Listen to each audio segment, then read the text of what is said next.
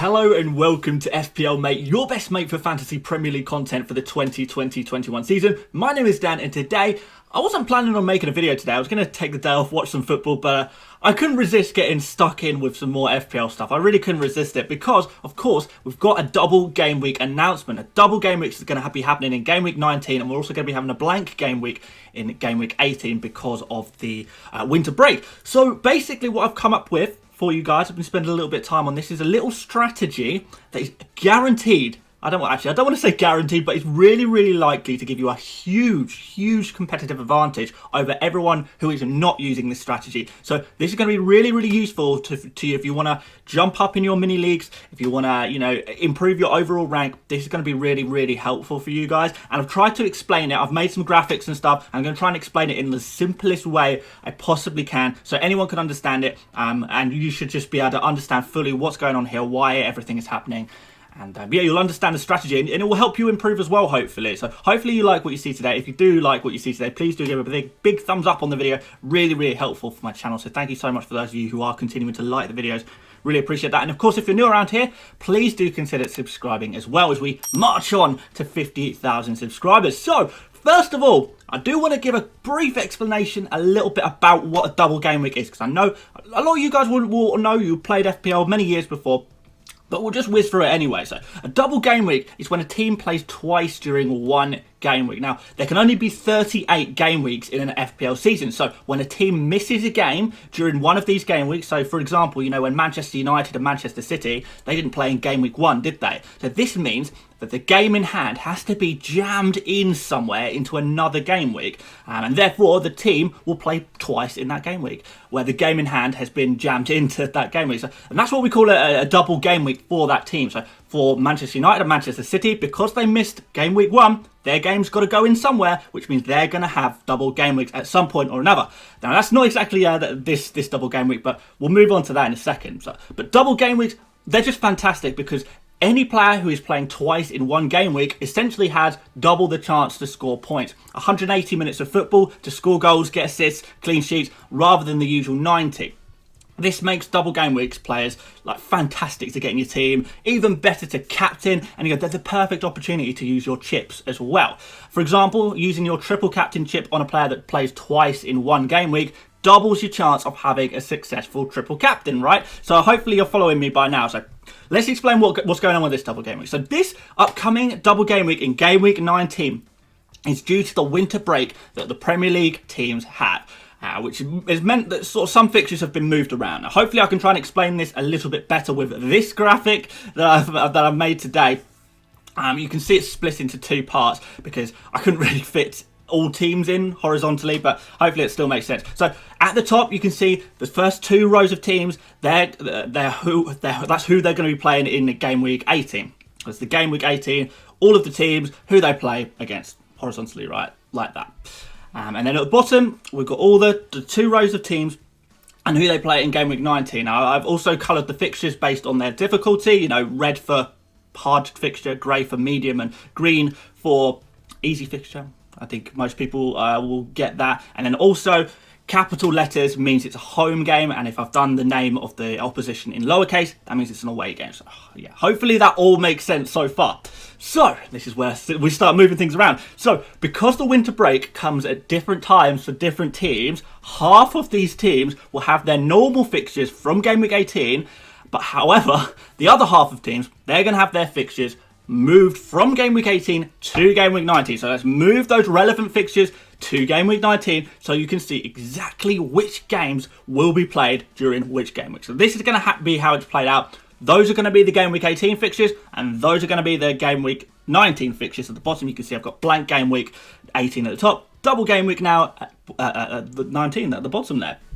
So very nice.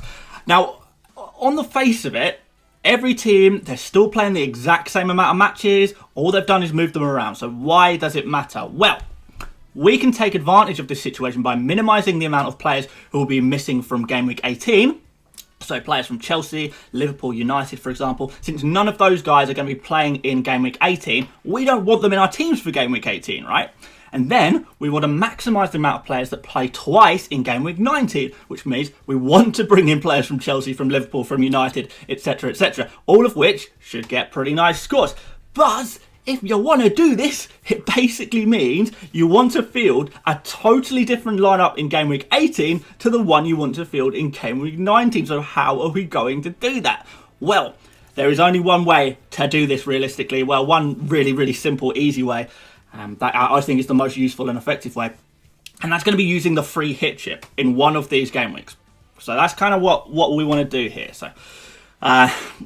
So we kind of know the free hit chip. It allows us to grab as many players as we want, just for 1 week only, and then we can revert back to our original team, our long-term team, if you like. So the free hit you can use in game week 18 or 19. Take your pick, and you use your real long-term team, the actual team that you're keeping long-term, in the other game week.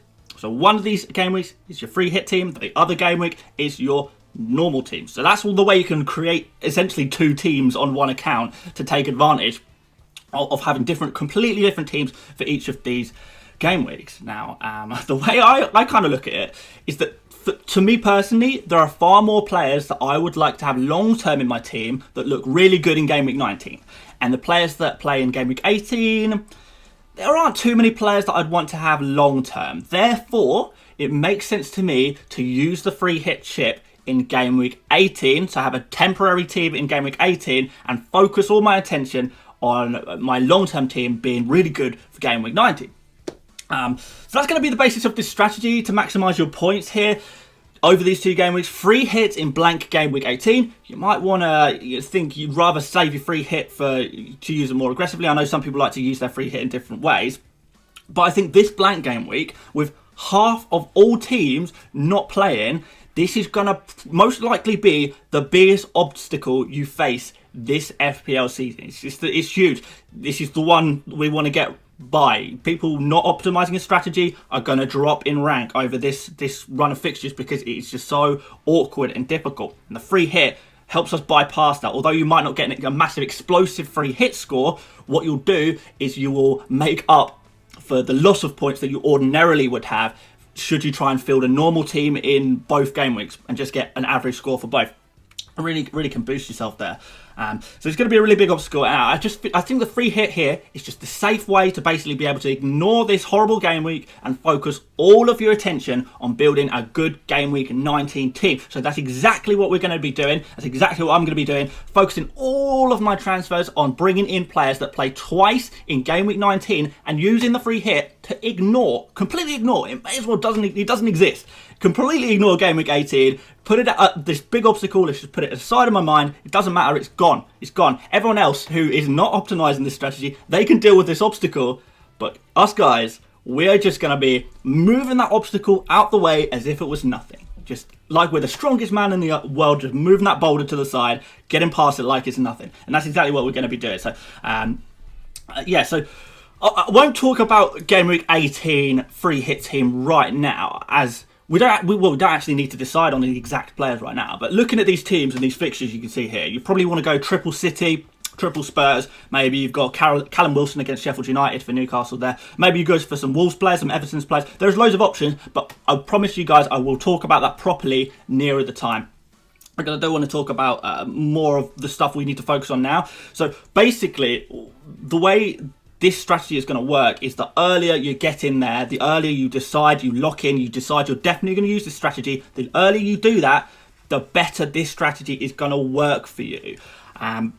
If you can commit early, you're going to have a real big advantage, because by committing now, we can now, from this game week 13, game week 14, no matter how you want to look at it, we can now focus all of our transfers between now and game week 19 on bringing in the right players for the double. Now, if you don't commit to it now, you commit to it in a couple of game weeks' time, you've lost a couple of game weeks worth of transfers. Maybe you bring in players that, who actually you don't want to have for this game week 19. But if we start thinking about it now, we're going to be able to get loads and loads of double game week players. And that's going to be awesome. So from here, it's just a case of who do you pick? Which guys do you go for? Well, I faded out teams here that we can ignore. Most of these teams they're single game week teams, but I have also excluded Burnley, Fulham and West Brom, as there aren't too many good options from these teams. The fixtures don't look great either. And I've also kept in Man City and Spurs in there, even though they only play one, they don't have a double fixture. They do have really nice fixtures that game week, and I think it's important that you don't neglect them just because they're not doubles.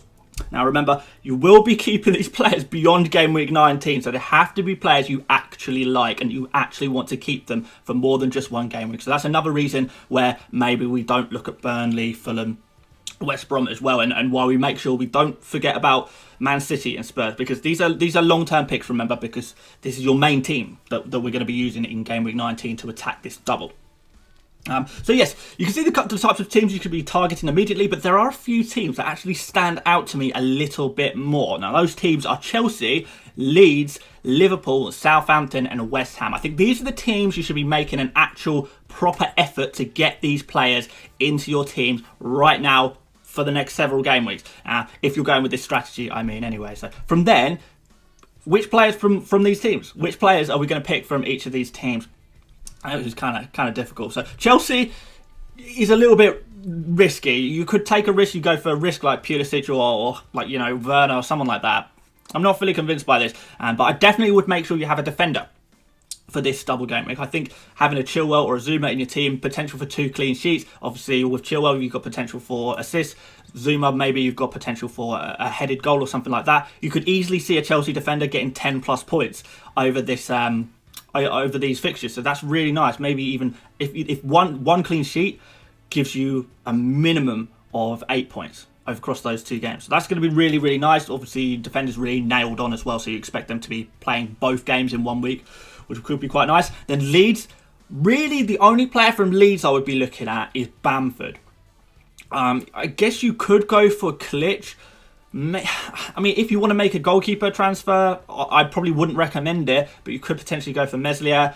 Particularly if you're on a wild card, for example, you could go for Meslier and bring him in, something like that, maybe. But it's really Bamford I'd be looking at from that Leeds fixture. Then Liverpool, Salah is the really obvious one, isn't he? So you'd want Salah, if you haven't already got Salah in your team, maybe think about bringing him in pretty soon.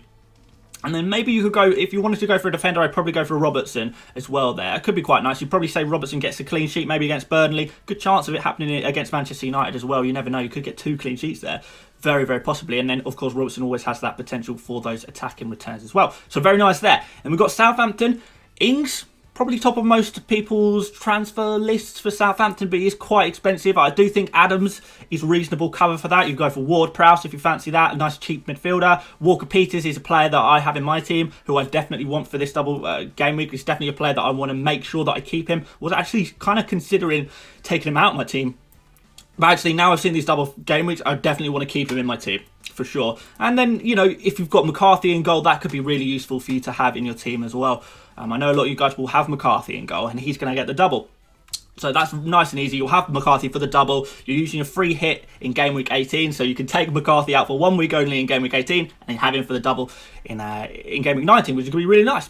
And then finally, West Ham, which is the one I'm probably looking at the most.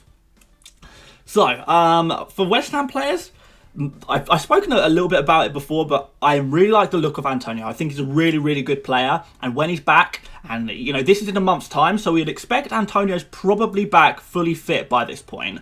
In which case, if he's West Ham's best player, which I think he is, you know, he's going to have hopefully 4 or 5 game weeks to get himself back up to fitness before this one. He's going to be good to go, ready to go for this double game week 19. So he's going to have Burnley and West Brom as games. Goals galore, maybe. Like potential captain option there. Obviously, maybe Salah is the more sensible captain choice over this double game week. But Antonio could be a really, really interesting shout for a captain for game week 19. So, like I say, plan ahead. Try and think of how you're going to get Antonio into your team before game week 17. Really, that's the one. That's the cut-off point for making your transfers here. But there's also like Bowen. Bowen looks really good right now. Ben Rama, if you want to take a little bit of a risk, Ben Rama, you could go for him. He does look like a good player, but he's not quite proved himself yet, I guess, in FPL terms. We've got Soucek. a good bench option for now. If you've got him on your bench, you know, eventually when it comes to this double game week, you can actually stick him into your first team because he's playing twice. You know, worst case scenario, he plays 90 minutes in both games. That's 4 points for you immediately. If one of those games is a clean sheet, he's up to 5 points for doing nothing. So that could be really good. A cheap player do basically nothing and still come away with 5 points, which is really, really nice. And then, of course, you've got Creswell, who offers a little bit of attacking threat, and Sofal. You know, guys, how much I like Sofal. He's in my team. He's going to be definitely ready to go for this double game week against Burnley and West Brom. Definitely, you can see clean sheets in here over those 2 games. So, defenders in particular going to look really nice, but I would try and get a West Ham attacker for these fixtures as well. So, for me, most likely going to be Antonio. Maybe think about Bowen. And then I've already got the Sofal. So you could go as far as to triple up on West Ham. Their fixtures are in general quite good anyway, so it's not like it's just for this one game week. It's just, they've got good fixtures in general, so could be quite nice. And yeah, Bowen is doing really well statistically. Antonio has a good history. Bit of a risk, but we've got enough time to see how he gets on. So basically, guys, I know I hope that this is kind of makes sense what I'm saying. If you've got any questions, please do drop them in the comments. I'll try and answer the best I can. Hopefully we can also talk about this properly on stream at some point, just so I can answer some live questions and stuff like that, just because I do worry. To me, this makes perfect sense, but I do worry that maybe I haven't explained it properly. So yeah, do let me know. Make sure you leave a like if you understand, you're good, you like what I'm saying, and let me know what your opinions on this strategy as well. But I really think this is a really, really strong strategy, and that you guys are really going to like. You're going to get a really good advantage over your friends in your mini league, your colleagues, and people at work, whoever you're in your mini leagues with.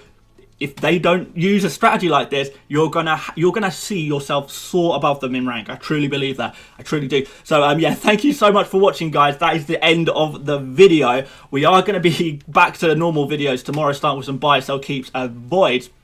And maybe do a deadline stream, not deadline, reaction stream tomorrow evening as well. We'll have to see about that. But yeah, thank you for watching, guys. Please do leave a big thumbs up on the video if you did enjoy what you saw today. If you're new around here, I know a lot of you guys who watch my videos aren't subscribed. Please do consider subscribing. I'm really trying to get to 50,000 subscribers. 50,000 is a big milestone for me, so hopefully I can get that soon. But yeah, cheers, guys. I will see you tomorrow on tomorrow's video. Buy, sell, keep, avoid for game week the 14. Are we on now? I lose count. They're coming so thick and fast. But yeah, see you later, mates. Bye-bye.